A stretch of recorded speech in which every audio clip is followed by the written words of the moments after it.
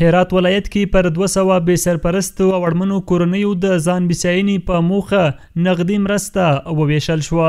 د افغاني سرې میاشتې اړوند د هرات ولایت مرستون له لورې له 200 بې سرپرسته کونډو، معلول لرونکو او اړمنو کورنیو سره د دوی د ځان بسیاینې او د کوچنیو کاروبارونو، مالدارۍ، خیاطۍ، چرګانو ساتنې او دکاندارۍ د برابرولو په موخه ورسره نغدي مرسته ترسره شوه.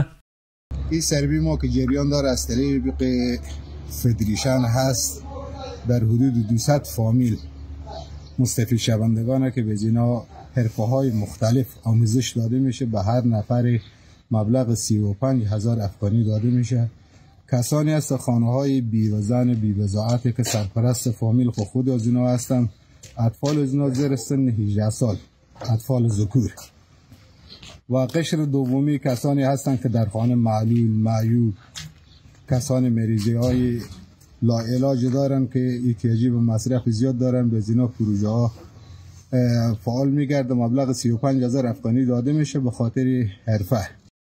په لومړي پړاو کې په ټولیزه توګه پر دغو خلکو 4 میلیونه افغانۍ نغدي مرسته وویشل شوه چې هرې کورنۍ ته 100,000 افغانۍ ورکړل شوې. د افغاني سرې میاشتې ټولنې مسؤلین وایي له یاد اقدام یې موخه د خلکو ځان بسیاینې لپاره په دوامداره توګه د کوچنیو کاروبارونو برابرول دي.